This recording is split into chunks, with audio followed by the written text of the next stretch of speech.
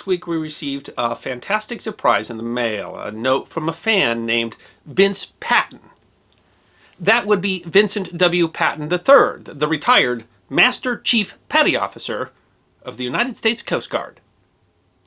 The Master Chief Petty Officer of the United States Coast Guard is the service's highest-ranking non-commissioned officer and the principal advisor to the Commandant of the Coast Guard on all matters regarding enlisted personnel. Master Chief Patton, thank you so much for your kind note and for your 30 years of active military service. You are appreciated, sir. And thank you for sending me this, your military challenge coin, which came with the note, and I quote, "The story of the military challenge coin would make for a great future program." I can't very well say no to the retired Master Chief Petty Officer of the United States Coast Guard, now can I? Challenge coins are medallions. They're usually larger than standard coins, commonly 1.5 to 2 inches in diameter, are often coin shaped, but can be other shapes as well. They will often, but not always, have a unit emblem stamped into them. The obverse of the Master Chief's coin displays the emblem of the Coast Guard.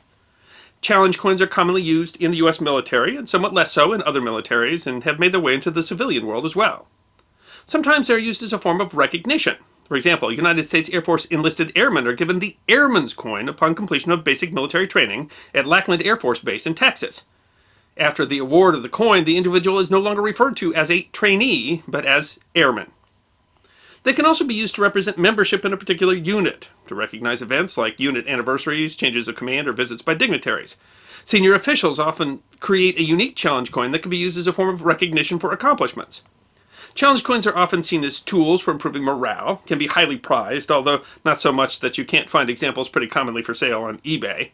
A person with a long career can collect quite a number of them, which are often displayed in their office or home. Tracy English, a historian at the Air Force's 37th Training Wing at Joint Base San Antonio Lackland in Texas, quipped in the New York Times that, if you walk into a high-ranking service member's office with a big magnet, chances are you will die. Several traditions have developed around military challenge coins. Not surprisingly for people in the military, they've turned into sort of an off-hours drinking game. I'll talk about that a little bit more in a moment. But when it comes to talking about the history of challenge coins, well, it can be a bit, well, challenging. There's all sorts of stories about where the tradition of passing challenge coins came from, but many of those are not well documented. I'll give it my best shot, but I'll warn you from the start. Some of these stories are maybe more legend than history. We'll start with the most common story, and one that you've likely heard if you're familiar with challenge coins, the World War I American pilot. During the First World War, several Americans volunteered to fly aircraft for the French before the U.S. entry into the war. They flew with the famous Escadrille de Lafayette, and of course, many of them were relatively wealthy men who could afford to finance their own adventure. According to the story, a particularly wealthy lieutenant in the escadrille had a bronze coin struck for members of the unit that showed the unit's famous emblem, the Indian head. Incidentally, that Indian head, which is said to represent Sitting Bull and is thought to be quintessentially American, was reportedly adopted from a label on a bottle of French cognac. One day, a young pilot's plane was hit, and he was forced down behind enemy lines and captured. The Germans took his identification, but not the coin that was in a bag around his neck. That night, he used the chaos of an artillery barrage and managed to escape back to the French lines. But the French, not recognizing his accent, concluded that he was a German saboteur, and they were going to shoot him. He produced the coin, one of the French soldiers recognized the emblem, and his life was saved. That story is probably the most popular story you'll hear if you look up the history of challenge coins, but there are some issues with it. There doesn't appear to be any first-hand account of the story. We don't know the name of this particular officer that was involved. And there are some bronze coins representing the Lafayette Escadrille. The Smithsonian Institution has a couple, but those appear to have been minted after the war as commemoratives. In short, although you can find that story in many places on the internet, we really don't know if it actually happened. But that's not the only legend of the use of challenge coins for recognition. One of the earliest, and by some accounts the first, challenge coins specifically commissioned for a U.S. military unit was the Covert 10th Special Forces Group. The 10 SFG was activated in 1952 as a unit trained in unconventional warfare, and one of the unique aspects of the unit was that it was built to leverage the 1950 Lodge Act, which allowed the recruitment of foreign nationals into the U.S. military. Upon completion of 5 years' service, those nationals could then be granted U.S. citizenship. The 10 SFG was envisioned as a force that could be used to conduct partisan operations behind Soviet lines in the case of a Soviet invasion of Europe. As part of that mission, a large part of the 10 SFG was made up of anti-communist Europeans, and that resulted in a unit with, well, varying proficiency in English. According to legend, if not written policy, the challenge coins were used to help simplify the process of figuring out who was actually in the unit when communication was, well, kind of difficult. In addition to representing a specific unit, a challenge coin also could be used by a senior officer, say, to recognize a specific act that might not warrant a commendation. For example, the website Global Security provides the example of a Corporal Stephen M. Roberts, a machine gunner in B Company of the 2nd Battalion of the 187th Infantry Regiment, who was given a battalion commander's coin for noticing and reporting the activity of 6 unknown persons who were seen jettisoning from their vehicle to stake out the perimeter of Kandahar Airport. Because of this timely report, the suspect's mission was thwarted. Pacific Air Forces magazine quoted an Air Force Staff Sergeant Joshua Strang, a photographer for the 354th Communications Squadron, saying that his favorite coin is one that he received from Lieutenant General Alan Peck, Deputy Combined Forces Air Component Commander, while deployed in Qatar. The sergeant had worked late in the night on a project that required several changes. As a reward, he was taken to meet the general, who gave him his coin in recognition of his work on the project. Thus, the perceived value of a coin is highly personal and depends entirely upon how that particular coin was collected. That type of recognition might actually go back to Roman times. According to the story, a Roman legionnaire was paid after a battle, and if he had distinguished himself in that battle, he would be given an extra coin. But that coin would be marked with the name of the soldier's legion. While it could be used as currency, those extra coins were considered special, and the soldier would often keep them instead of spending them. Again, the story is difficult to document and may just be a legend, but there are still examples of coins commemorating specific legions. One of the particularly interesting bits of challenge coin etiquette is the reason that it's called a challenge coin. A coin challenge is a tradition where, roughly, a member of the unit slams a challenge coin down on a table or bar, and the others present must produce their challenge coin. Any who do not are obligated to purchase a round of drinks. The game is played by many rules, and different groups might have different rules, but in general, coins that are parts of, say, belt buckles or keychains do not count, because, as they say, a coin is a coin.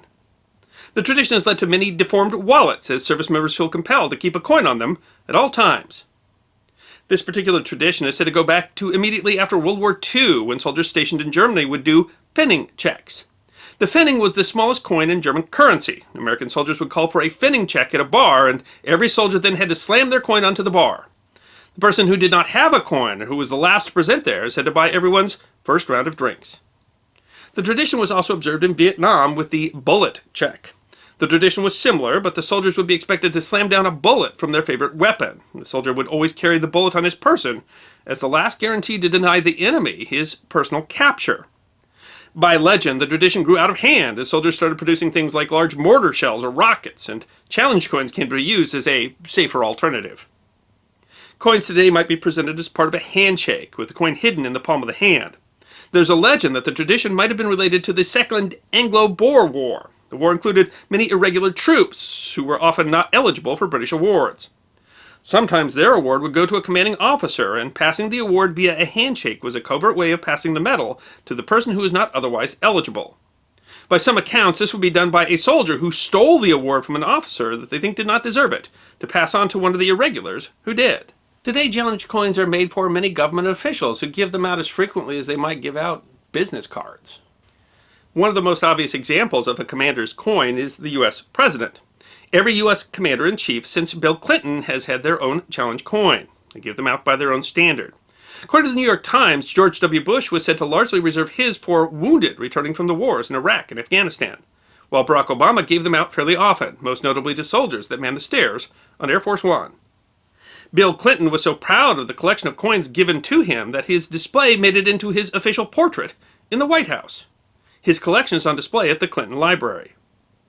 This tradition is not really new at all. There's a form of art called the portrait medal. These were made to represent effigies of notable persons.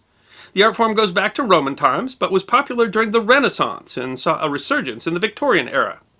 The medals were usually hand cast in bronze, but also might be made in plaster or clay, or in some cases, wood. In some cases, those are the only image historians have of some people. Portrait medals were used to commemorate people or events, much like modern challenge coins. Another similar historical example were the Indian peace medals. These devices were given the Native American leaders by colonial powers, including the British, French, Spanish, and of course the Americans.